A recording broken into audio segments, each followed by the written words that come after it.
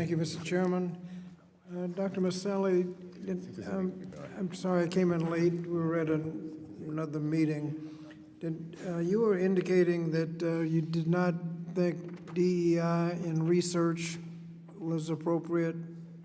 Is that what I got from your testimony? I believe it's important for research to really focus on generating a hypothesis, and certainly in the realm of healthcare, it's essential that we look at healthcare matters, and we look at the importance of what we can do to advance care in that regard. So I think the priority should... So is it not important to have a diverse sample of people? In terms of pharmaceutical research, in terms of research that looks at populations, I mean, absolutely, you want to look at America to understand that. But I think when we look at DEI, that's something that's very different than what you might be saying there. Well, I'm trying to figure out what you're saying there. Right, so I would say that when you look at research that is focused specifically on driving researchers and placing them based on identity politics as opposed to merit. And we've seen that through NIH programming, whereby identity politics and looking at the research population based on their identity is prioritized. We also see that research Is it important to have, if you're the research population, is it important to have that diverse? I believe it's essential to have that research population intellectually diverse so that there are multiple theories and multiple thoughts that come about. It's important for us to test our hypotheses. It's important for us to make sure that there's merit, there's transparency, there's evidence that really guides the research forward. But it's not important to consider DEI in research. When DEI is a destructive and divisive ideology that splits people off and that puts people into camps, I think that aspect is really unacceptable in research. It places an ideology within the research as opposed to looking at the research itself. All right. Dr. Harper, could you say something about the benefits of diversity on campus and who benefits with the diversity?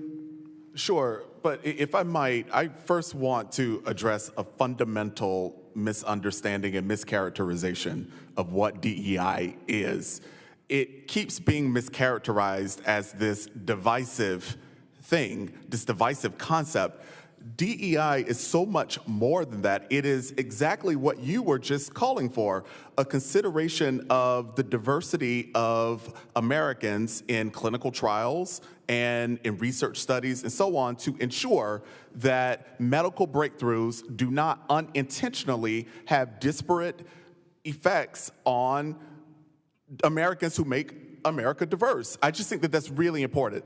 In terms of the educational benefits of diversity and inclusion initiatives, I stand on more than 50 years of evidence, highly credible research published in my field and in others that consistently shows that all students, not just students of color, not just women, not just queer students, but all students benefit from being educated in a diverse and inclusive educational environment.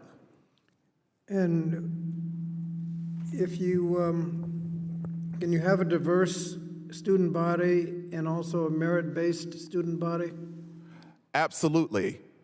You most certainly can, right? So one other fundamental misunderstanding about diversity and inclusion is that it's an either or.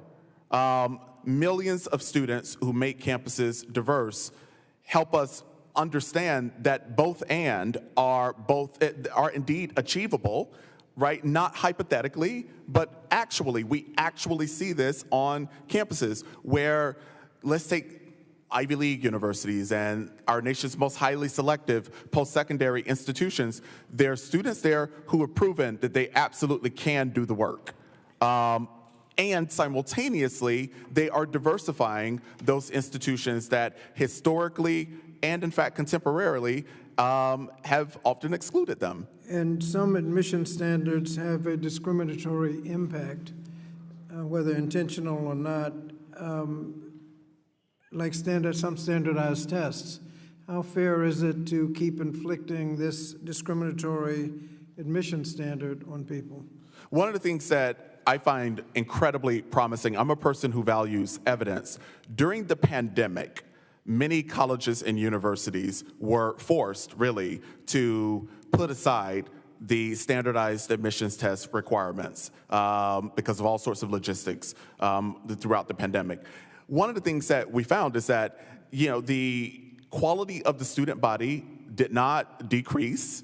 Students were still able to be admitted without such a heavy reliance and over-reliance, really, on standardized test scores, be admitted and succeed academically. So I don't know why we keep going back to standardized test scores as really a single measure of deservingness for a slot in an incoming class at a highly selective institution. Have those tests been shown to have discriminatory impact?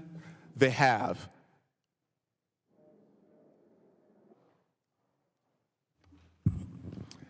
Thank you. I'd like to now recognize my friend from Wisconsin, Ms. Kaufman. Thank you.